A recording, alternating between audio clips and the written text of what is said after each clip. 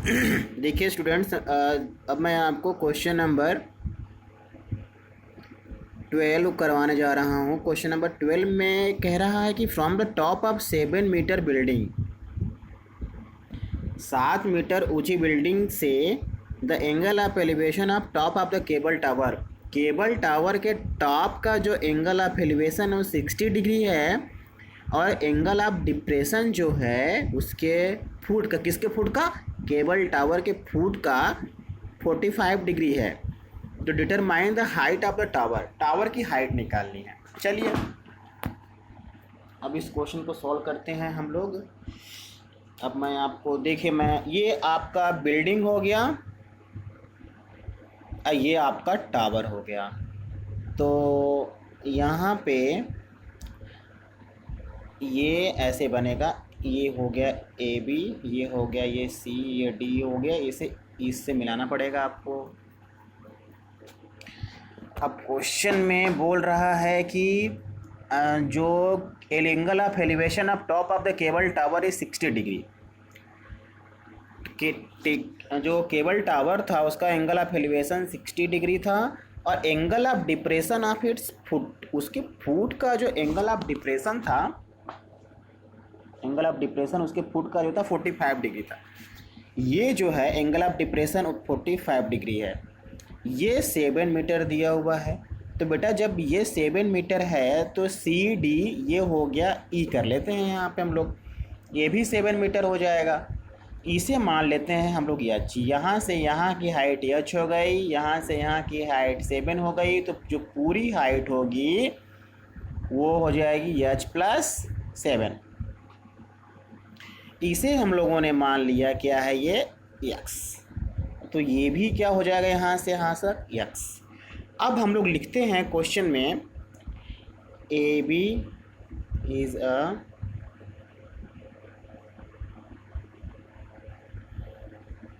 Building and D C is a cable top. अब हमारे पास दो राइट एंगल ट्रायंगल, एक ए बी सी है और एक ए ई डी है। इन्हीं दोनों को लेके हमें क्वेश्चन को सॉल्व करना है। तो देखिए अब हम लोग लेंगे, सबसे पहले मैं ये देखिए, ये जब 45 डिग्री तो ये भी कितना हो जाएगा 45 डिग्री। अब लेते हैं in triangle A B C, tan 45 degree is equal to A B by B C, A B by B C, ये तो 1 हो जाएगा। ए बी कितना है 7, बी सी कितना है एक्स, तो एक्स इक्वल टू 7 मीटर आ गया। अब करते हैं हम लोग, अब कौन सा लेंगे हम लोग, अब हम लोग लेंगे बड़ा ट्रायंगल, बड़ा ट्रायंगल नहीं ये ट्रायंगल बेटा, in triangle A E D, tan 60 degree is equal to D E by A. अब जो ए ई था वही तो ए भी था, नीचे जो ए था वही बी सी था, तो ये तो यक्स ही हो जाएगा, ये यहाँ पे √3। अब डी ई तो आपका यच है, ए ई जो यक्स होगा वही होगा, तो ये 7 हो जाएगा। तो यच इज इक्वल टू 7√3 आ गया। तो पूछ रहा है height of cable tower H plus 7। H कितना बेटा 7√3 प्लस 7, तो 7 को बाहर ले लीजिए, √3 प्लस 1, ये आपका आंसर है। इतना सिंपल क्वेश्चन था, क्वेश्चन बहुत टफ नहीं था। अब ये आपको मैं दिखा दे रहा हूँ, अच्छे से देख लीजिए एक बार, दिक्कत ना हो आप लोगों को।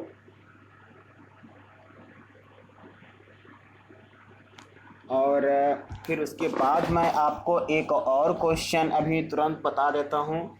इसी के साथ ये समझ में आ गया होगा आप लोगों को, ये बहुत इजी क्वेश्चन है इस चैप्टर का। अगर हम लोग चाहें तो इसके आंसर को भी देख सकते हैं कि ये हमारा आंसर इसका सही आया है या नहीं। मैं आपको दिखा देता हूँ, इसका आंसर जो है ये 9, ये कौन सा, हाँ 9 था। Question number 7 √3+1। वेट, आंसर हम लोग का आ गया। अब हम लोग करेंगे, मैं आपको एक और क्वेश्चन इसी के साथ बता देता हूँ। एक और क्वेश्चन देख लीजिए।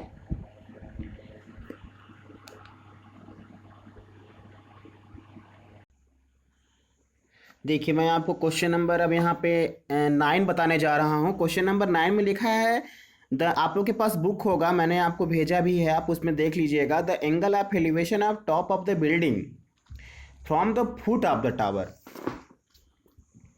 मतलब टावर के फुट से, मतलब मान लीजिए एक ये बिल्डिंग हो गई, एक ये टावर हो गया। मतलब बोल रहा है कि the angle of elevation top of the building, building के टॉप का angle of elevation from the foot of the tower, tower के फुट से कितना है, 30 डिग्री है। इसे मान लिया ए बी, ये हो गया सी,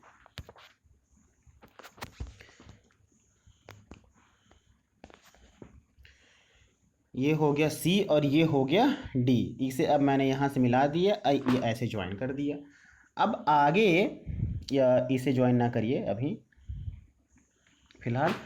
अब आगे ये बोल रहा है कि the angle of elevation of top of the tower, tower के टॉप का from the foot of the building, building के फुट से ये कितना है, 60 डिग्री का बना रहा है ये एंगल ऑफ एलिवेशन। ठीक है, चलिए ये बात हो गई। अब आगे बोल रहा है क्वेश्चन में कि if the tower is 50 metre high, tower की जो हाइट है वो 50 मीटर है। ओके, इसे मान लिए हम लोग एच, और ये मेरा यहाँ से यहाँ तक हो गया यक्स। यहाँ हम लोग लिख देते हैं कि A B is a building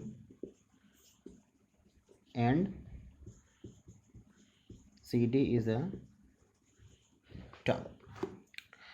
अब हमें निकालना है हाइट ऑफ बिल्डिंग, बिल्डिंग की हाइट निकालनी है। तो मेरे पास दो ट्रेंगल्स आराम से यहाँ दिख रहे हैं, उन्हीं को ले लेंगे। सबसे पहले हम लोग लेते हैं in triangle A B C. A B C में बेटा ये 90, ये tan 30 आएगा। tan 30 is equal to A B by B C. तो tan 30 मतलब 1/√3। ए बी कितना है एच, और बी सी कितना है यक्स। तो x is equal to √3h। ये एक इक्वेशन बन गया। अब हम लोग ले लेंगे ये कौन सा ट्रेंगल लेंगे, B D C. B D C में जब लेंगे तो बी डी सी में देखिए tan 60 degree is equal to D C by B C, मतलब √3 इज इक्वल टू, ये आपका 50 दिया हुआ है, और बी सी जो है वो यक्स है। तो x is equal to √3h आया हुआ है। तो अगर हम लोग यहाँ पे 50/√3h लिख देंगे तो यहाँ चला जाएगा। तो इसका मल्टीप्लाई √3 कितना हो जाएगा, 3h इज इक्वल टू 50। तो h इज इक्वल टू 50/3, इतना मीटर आ गया। h की मतलब ये जो हाइट होगी वो 50/3। अगर इसे आप चाहें तो आप इसे डेसिमल में भी चेंज कर सकते हैं। इस तरीके से ये क्वेश्चन हो गया। कितना आसान क्वेश्चन था। देखिए, मैंने आपको 9 बता दिया, आपको 7 बता दिया, 9 बता दिया। अब आप लोग को अगर कोई दिक्कत हो तो आप लोग पूछ सकते हैं किसी भी तरीके से। क्वेश्चन नंबर 7 हो गया, क्वेश्चन नंबर 9 हो गया, 10 हो गया, 11 हो गया, 12 हो गया, 13 हो गया। अब मैं आपको क्वेश्चन नंबर 6 और क्वेश्चन नंबर 8 करा देता हूँ। आगे इतना समझ लीजिए, कोई दिक्कत हो, डाउट हो तो पूछिए। अब हम लोग क्वेश्चन नंबर 8 भी देख लेते हैं। क्वेश्चन नंबर 8 भी आसान ही है। लिखा है इसमें कि the statue 1.6 metre tall stand on the top of the pedestal. एक पेडेस्टल है, उसके ऊपर एक स्टैच्यू रखा हुआ है।